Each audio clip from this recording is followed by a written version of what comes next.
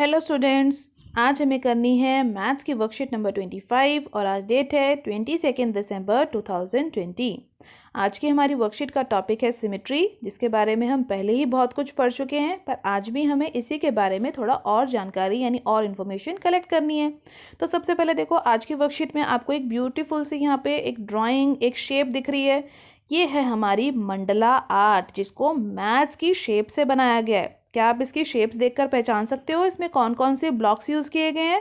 तो ध्यान से देखने पर सबसे पहला ब्लॉक तो हमें ये दिख रहा है, जो कि है स्क्वायर शेप का, है ना। स्क्वायर शेप इसके अंदर मैथ्स की। इसी के साथ साथ इसके ऊपर आप देख पा रहे हो एक ट्रायंगल भी, जो ग्रीन कलर का है, तो ट्रायंगल भी है यहाँ पर। और इसी के नीचे देखो, ये जो रेड कलर की शेप है, ये कौन सी शेप है?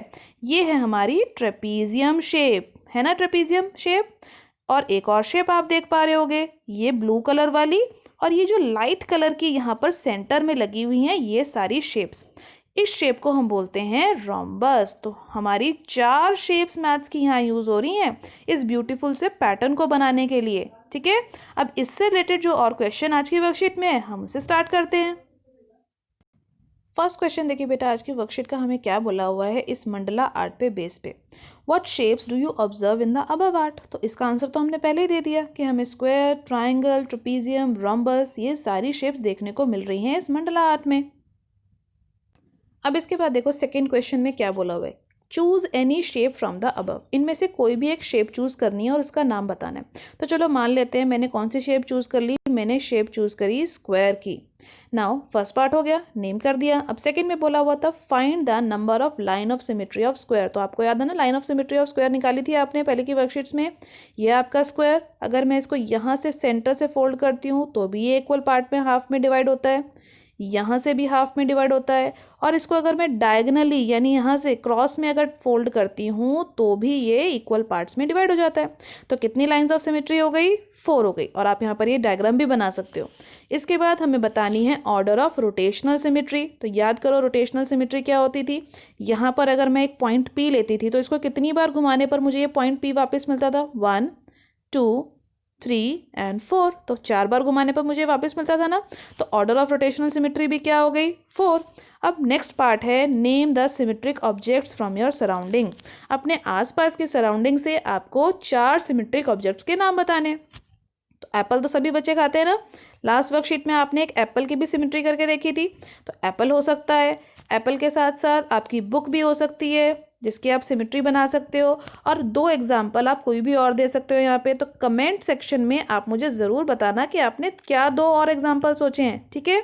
अब इसके बाद थर्ड क्वेश्चन स्टार्ट करते हैं। तो देखो थर्ड क्वेश्चन में हमें क्या करना है, हमें ड्रॉ करनी है लाइंस ऑफ सिमेट्री, जो कि बहुत इजी है। तो चलो स्टार्ट करते हैं। सबसे पहले हमारे पास ये प्लस का साइन है ना, तो यहाँ पर हम कितनी लाइंस ऑफ सिमेट्री देखो बना सकते हैं। एक बार मैं यहाँ से फोल्ड कर सकती हूँ इसको, ये हो जाएगी मेरी फर्स्ट लाइन ऑफ सिमेट्री।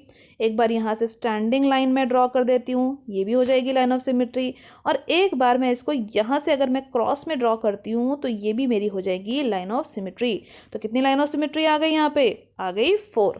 अब सेकंड देखो, क्रिसमस ट्री, क्रिसमस आ रहा है ना, तो क्रिसमस ट्री भी दे रखा है। यहाँ पर सिर्फ मैं यहाँ सेंटर से अगर लाइन ऑफ सिमेट्री ड्रॉ करूँगी तब ये इक्वल पार्ट में डिवाइड होगा। तो कितनी लाइन ऑफ सिमेट्री है? ओनली 1। अगली शेप है ये एलियन जैसी, इसको भी अगर मैं यहाँ सेंटर से डिवाइड करूँगी तो मेरे पास मिलेगी 1 line of symmetry. Next shape है एक कार्ड की। अब इस कार्ड को ना सिर्फ मैं यहीं से 2 इक्वल पार्ट्स में डिवाइड कर सकती हूँ। अगर मैं यहाँ सेंटर से करूँगी ना तो देखो ऊपर वाला हिस्सा और नीचे वाला हिस्सा अलग अलग हो जाएगा। तो इसीलिए इस कार्ड को सिर्फ हम कितने पार्ट में, कितनी लाइन ऑफ सिमेट्री से डिवाइड कर सकते हैं? Only 1 line of symmetry. तो हो गया हमारा थर्ड क्वेश्चन। अब इसके बाद देखो फोर्थ क्वेश्चन में हमें क्या करना है। फोर्थ में हमें बोला हुआ है in the following figure which of the lines is the line of symmetry.